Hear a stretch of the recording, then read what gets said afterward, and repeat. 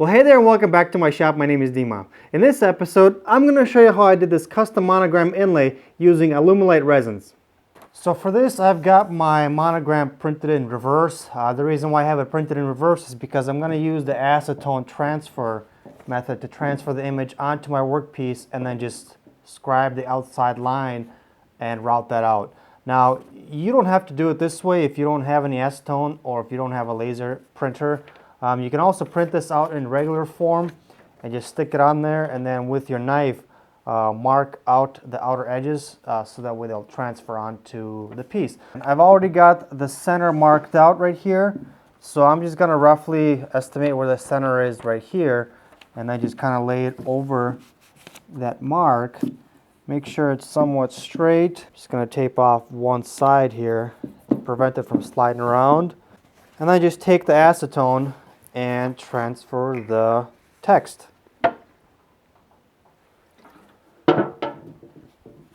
Now you want to make sure you get plenty of acetone on there because you do want it to transfer the image nice and crisp so you can actually see it.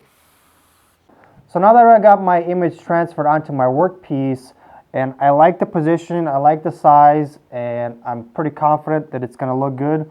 The next thing I'm going to do is take my marking knife and I'm going to follow the black lines to kind of sever the fibers a little bit so that way when I'm using my router I won't get as much tear out.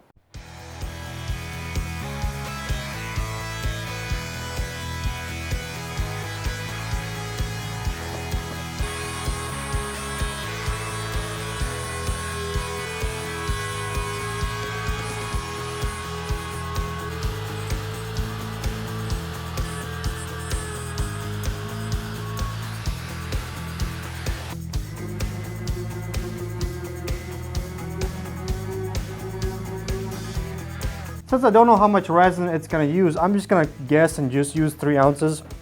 And you want to make sure that you measure this stuff out very well, because if you don't, it's going to fail on you.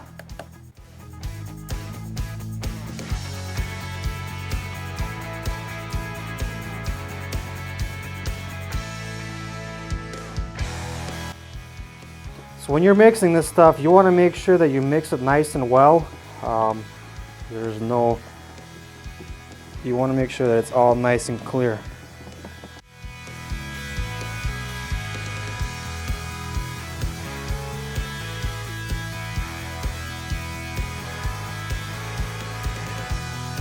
So to color the resin for this, I'm going to use a PerlX color, and my wife has chosen an antique copper, and it's just a really nice old antique look to a copper finish.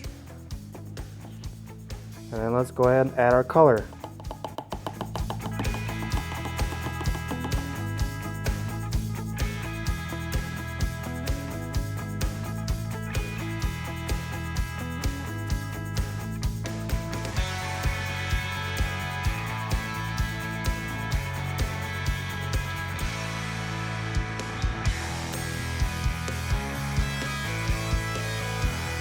So I let it sit overnight in a nice warm space for the resin to fully cure, and it's nice and hard right now. So the next thing to do is to make it nice and flat with the surface of the wood, sand it up, and put a finish on.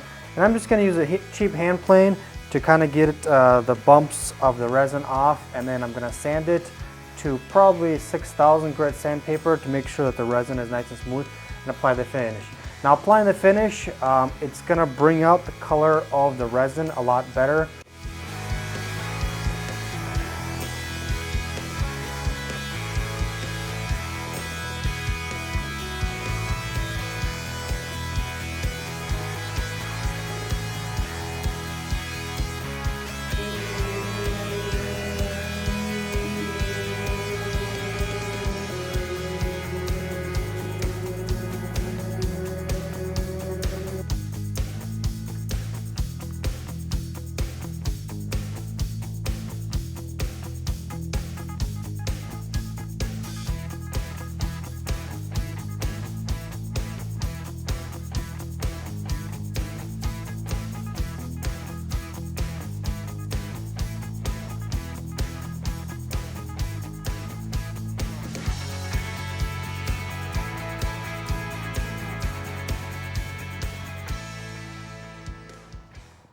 Well, there you go, you've got the finished product. The antique copper PerlX really makes the resin pop out of this cherry, and I'm really happy with how this turned out, and I'm sure my wife will be happy also.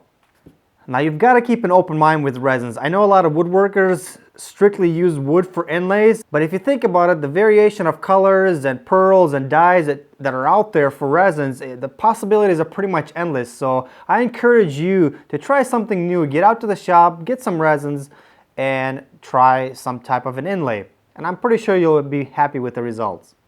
Well, I appreciate you watching. If you found the video useful, let me know by giving me a thumbs up. Comment down below if you got any additional questions about this video or any of my previous videos. Feel free to do so.